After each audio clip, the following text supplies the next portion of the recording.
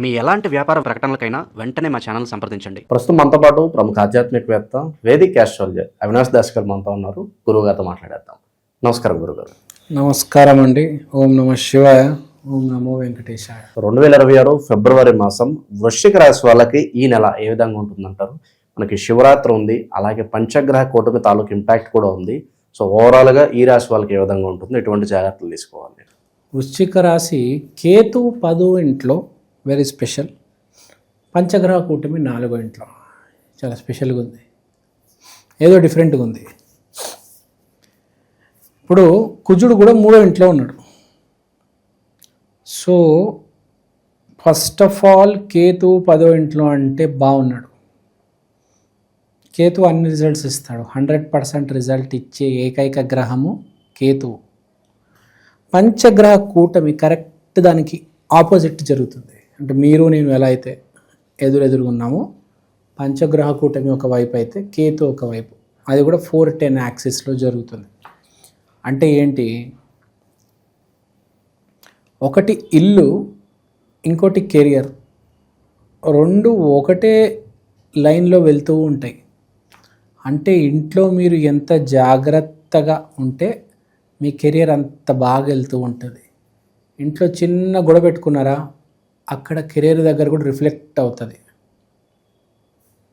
మనం వింటూ ఉంటాము ప్యారలల్ యూనివర్స్ ఉంటుంది, ఇక్కడ జరిగిందంతా అక్కడ ఆల్రెడీ జరిగిపోయింది అని వింటూ ఉంటాం. చూడండి, సినిమాలు కూడా వచ్చినాయి, టెనెట్ అని, ఏవో ఇంటర్స్టెల్లర్ అని, ఏవో చెప్తూ ఉంటారు, సైన్స్ ఉంటుంది.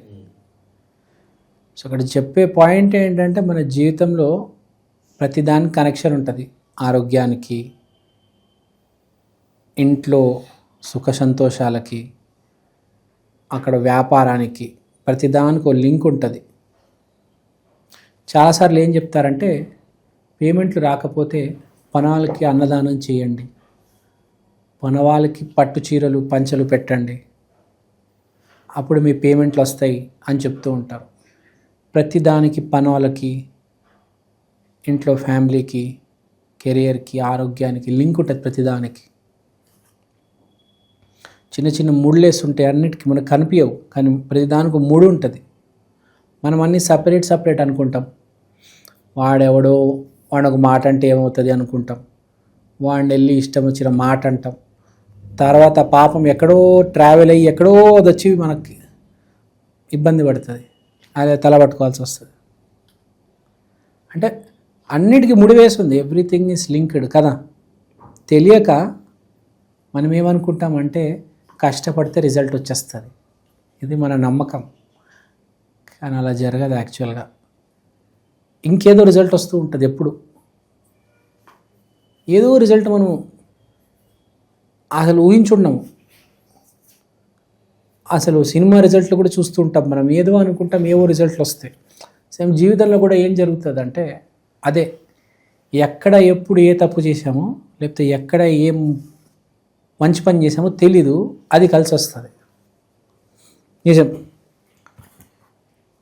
సో ఇక్కడ చెప్పే పాయింట్ ఏంటంటే చాలా జాగ్రత్తగా ఉండాలి. ఫోన్ కాల్స్ కూడా ఫ్రెండ్స్తో, చుట్టాలతో జాగ్రత్తగా మాట్లాడాలి. ఎవరితో అయినా కొంచెం జాగ్రత్తగానే ఉండాలి. మన వాళ్ళు చాలా ఆరోగెంట్గా ఉంటారు. నాకు ఫస్ట్ ర్యాంక్ వచ్చిందమ్మా క్లాస్లో,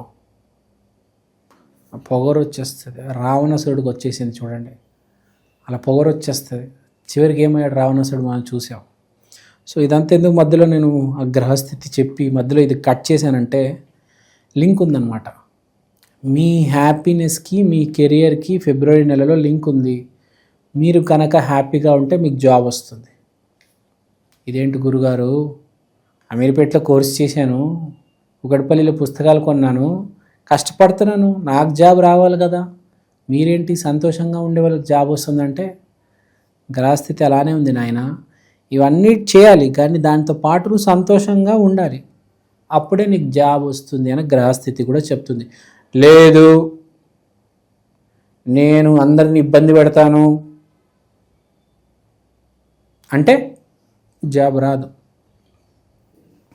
నువ్వు హ్యాపీగా ఉన్నావా, ఒక పక్క కష్టపడుతున్నావా, అప్పుడే నీకు జాబ్ వస్తుంది. ఈ ఉద్యోగ ప్రయత్నాలు చేసే వాళ్ళందరికీ నేను చెప్తున్నా, అది గుర్తుపెట్టుకోండి. సంతోషంగా ఉండండి. ఒక పూట చదవడం మర్చిపోయినా కూడా పర్లేదు, ప్రతి పూట సంతోషంగా ఉండాలి. కృష్ణుడు ఏం చెప్పాడు? నువ్వు కష్టపడు, రిజల్ట్ నాకు వదిలే, నాకు సమర్పించేయి. అర్జునుడు కూడా అదే చెప్తాడు. నువ్వు చేసేవన్నీ నాకు సమర్పించేయి. మంచి చెడు, ఒప్పు తప్పు నువ్వు వదిలేయి. నువ్వు యుద్ధం చేయి, ధర్మం పాటించు. రిజల్ట్ నాకు వదిలే. నీకు రిజల్ట్ అనవసరం. రిజల్ట్ గురించి ఆలోచిస్తే విరాట్ కోహ్లీ బ్యాటింగ్ చేయలేడు, అర్జునుడు బాణాలు వదలలేడు.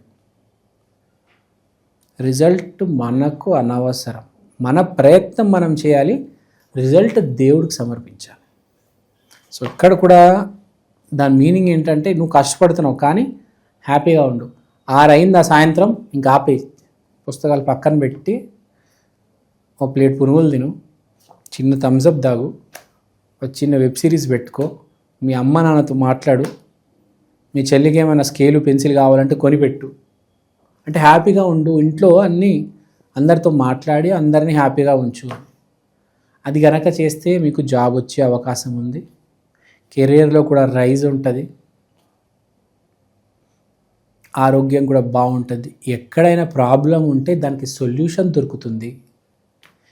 ఇదేంటి అంటే జీవితం మరి అలానే ఉంటుంది, అన్నీ ముడిపడి ఉంటాయి, అర్థం చేసుకోవాలి. కనీసం ఈ నెలైనా ఈ వృశ్చిక రాశి వాళ్ళు అర్థం చేసుకొని కొంచెం హ్యాపీగా ఉంటే మంచిది. ఈ వృశ్చిక రాశి ఇంపాక్ట్ దాని వెనక రాశి దాని ముందు రాశికి కూడా పడుతుంది. కొంచెం తులకు పడుతుంది, కొంచెం ధనసుకు కూడా పడుతుంది. వాళ్ళు కూడా గుర్తుపెట్టుకోవాలి ఈ point. Happy go lucky. Investments పరంగా వీళ్ళకి ఏదన్నా సలహాలు ఇస్తారా గురుగారు? ఏదన్నా ఇన్వెస్ట్మెంట్స్ ఫ్యామిలీ వాళ్ళని అడిగి పెట్టండి. రియల్ ఎస్టేట్, ఫ్యామిలీకి ఏం ఇన్వెస్ట్మెంట్ కావాలి? పెద్ద ఇల్లు కావాలి ఏ ఫ్యామిలీకైనా కదా. ఒక చిన్న మడిగిలో ఉన్నామంటే కష్టం ఎవరికైనా. ఫ్యామిలీకి ఏం కావాలి? పెద్ద ఇల్లు కావాలి, పెద్ద కార్ కావాలి. సో మీరు ఒక పెద్ద ఇల్లు, దానికి ఏమైనా ఈఎంఐ కడతారంటే కట్టుకోండి. ఒక పెద్ద ఎస్యూవి, దానికి ఏమైనా కొన్ని ఈఎంఐలు కడతారంటే కట్టుకోండి. ఫ్యామిలీని గుర్తుపెట్టుకొని ముందుకెళ్ళండి. Family comes first. ఈసారి మాఘమాసంలో ఫ్యామిలీ ఈజ్ ఫస్ట్. కర్ణుడు ఎందుకు చేశాడు? మహాభారతంలో చాలా డ్రామా చేశాడు. ఎందుకు చేశాడు? ఎవరో కాని ఫ్యామిలీకి, నువ్వు నీ ఫ్యామిలీకి చేయి. వాడు ఎవడికి సంబంధం లేని ఫ్యామిలీ అది. వీడు పాండవునికి సంబంధించినడు, ఆడ పోయి ఆడ కౌరవులకు హెల్ప్ చేస్తాడు కదా. వాడికి సంబంధం లేని ఫ్యామిలీకి పోయి ఏదో ప్రయత్నాలు చేసి ఆడి ప్రాణాలు ఆడే కొట్టుకుంటాడు కదా. ఎవడో ఫ్యామిలీ కోసం వీడి ప్రాణాలు అర్పించడం ఏందో. ఇవాళ కామెడీ ఉంది నాకు.